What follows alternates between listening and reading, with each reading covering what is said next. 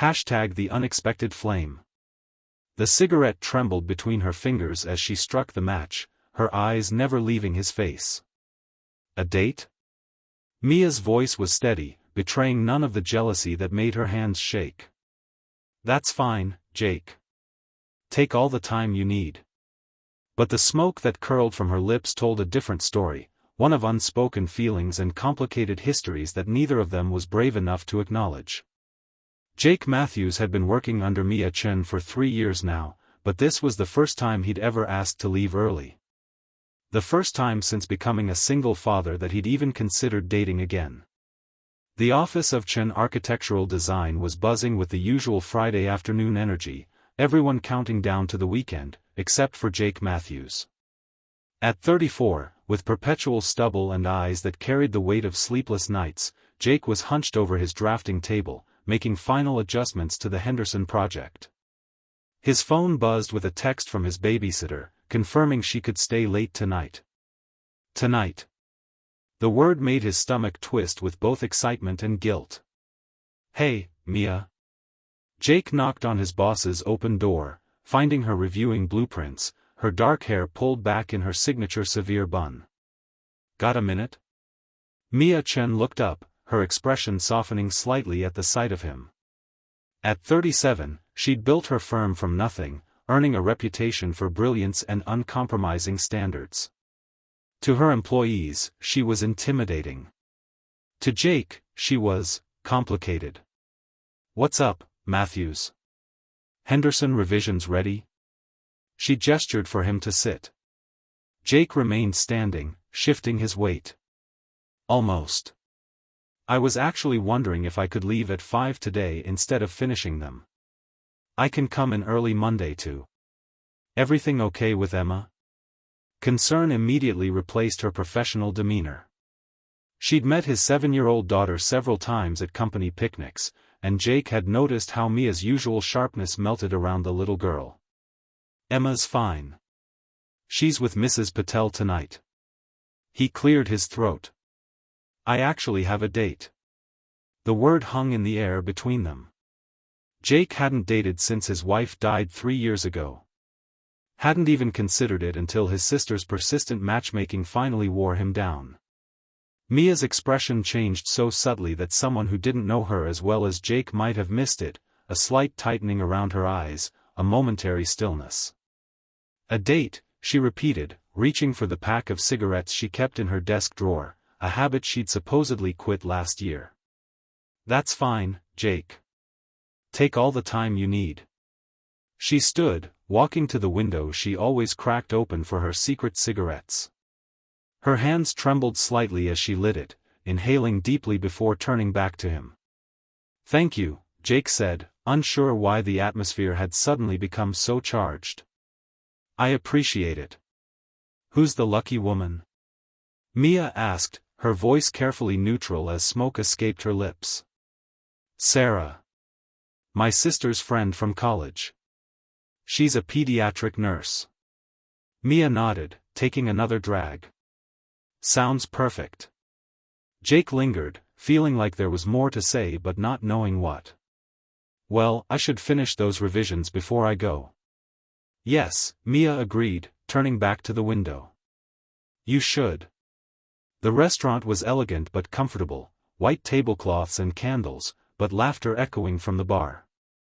Sarah was pretty, with a warm smile and an easy way of talking that made Jake feel less like he was failing at this whole dating thing. So Emma's 7 now? Sarah asked, sipping her wine. That must be fun. They're so curious at that age. Jake smiled, relaxing slightly. She's amazing. Asks about 1,000,000 questions a day.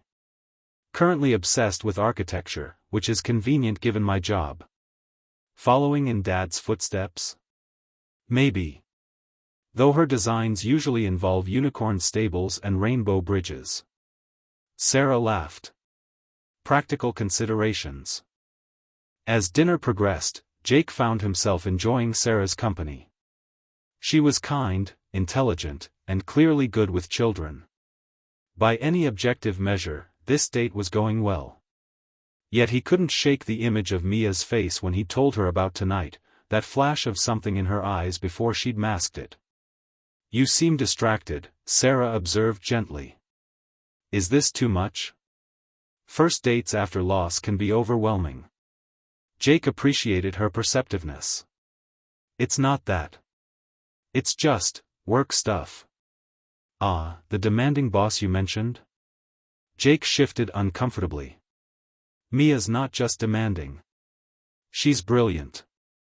Taught me more in 3 years than I learned in a decade elsewhere." Sarah studied him. "You admire her. Everyone does. But you talk about her differently." Sarah's observation wasn't accusatory, just curious. Jake stared at his half-eaten dessert. "We've been through a lot together professionally. She gave me flexible hours after Lisa died, kept me on projects that mattered when I could barely function. She's been important." Sarah nodded slowly. "And does she know that?" The question hit Jake like a physical blow. Did Mia know? Did he even know himself what she meant to him? The date ended amicably, with a friendly hug and mutual agreement that while they'd enjoyed each other's company, there wasn't a romantic spark. Jake drove home feeling both relieved and confused. Mrs. Patel reported that Emma had gone to bed easily, proudly showing Jake the drawing his daughter had made before sleep, a tall building with what looked like 2 stick figures on top. "She said it's you and her boss lady making buildings for the city," Mrs. Patel explained with a smile. "She talks about Ms. Chen a lot." After the babysitter left, Jake sat in his quiet living room, staring at Emma's drawing. The boss lady stick figure had a severe-looking bun and what appeared to be a cigarette. He laughed despite himself. His phone buzzed with a text from Mia. "Henderson revisions need your eyes. Problem with the west elevation. Office tomorrow?" It was nearly midnight. Mia working late wasn't unusual, but texting him about it was. Before he could overthink it, Jake replied, "I'll be there at 9. Everything okay?" 3 dots appeared, disappeared, then reappeared. Finally, "Fine. How was your date?" Jake stared at the message, his thumb hovering over the keyboard. After a long moment, he typed, "Educational." The office was quiet on Saturday morning. Jake found Mia in the conference room, blueprints spread across the table, her hair loose around her shoulders for once. She looked up when he entered, and he noticed the shadows under her eyes. "You didn't have to come in," she said. "I figured it out last night." Jake set down the coffee he'd brought her, black, 2 sugars. "Then why am I here?" Mia accepted the coffee, their fingers brushing. "I shouldn't have texted you. It was unprofessional. We've known each other 3 years, Mia. I think we're past strictly professional." She took a sip, avoiding his eyes. "How was your date?" "Really?" Jake leaned against the table. "It was nice. Sarah's nice. But there wasn't anything there." Mia nodded, still not looking at him. "You'll find someone. You deserve that, Jake." "What if I already have?" The words escaped before he could stop them. Now she looked up, her expression guarded. "What do you mean?" Jake took a deep breath. "Last night, Sarah asked if you knew how important you've been to me. And I realized I've never told you." Mia set down her coffee. "Jake. You kept me afloat after Lisa died. You gave me space to be a mess and a father and still an architect. You believed in me when I didn't. And somewhere along the way, you became more than my boss." "I'm still your boss," Mia said quietly. "Yes. And that complicates things. But Emma drew a picture yesterday, of you and me building something together. And it made me realize that's what we've been doing all along." Mia's composure wavered. "I was jealous," she admitted. "When you said you had a date. I had no right to be, but I was." Jake moved closer. "Why?" Because I've watched you rebuild your life piece by piece. Because Emma brings me drawings when she visits and calls me MS Mia and asks if I know how to make rainbow bridges. Because you're the most talented architect I've ever worked with. She paused. Because I care about you. Both of you. I care about you too, Jake said softly. And I think we should explore what that means. Slowly. Mia's smile was tentative but real. I'd like that. 6 months later, Jake stood in Mia's kitchen, making pancakes while Emma explained her latest architectural vision to an attentive Mia at the table.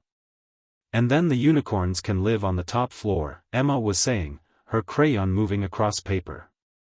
What about zoning regulations for magical creatures? Mia asked seriously, making Emma giggle. Jake watched them, this unexpected family they were building together. It hadn't been simple. They'd had to navigate workplace dynamics, Emma's feelings, and their own fears. But standing here now, he knew that sometimes the most beautiful structures rose from the most complicated foundations. Mia looked up, catching his eye with a smile that still made his heart race. She'd quit smoking for real this time, saying she wanted to be around for a long time to see what Emma would design next. As he set plates on the table, Jake remembered that moment in her office, when she'd lit a cigarette with shaking hands. How neither of them had recognized then that it wasn't just jealousy, it was fear of acknowledging what had been building between them all along. Some flames, he'd learned, were worth the risk. If this story touched your heart, please consider giving this video a like and subscribing to our channel. Your support helps us continue sharing stories of unexpected love, family, and the courage it takes to build something new from the ashes of what came before. Share your own stories of finding love in unexpected places in the comments below. I read every single one and draw inspiration from your experiences for future videos. Until next time, remember that sometimes the most beautiful relationships are built slowly, one careful blueprint at a time.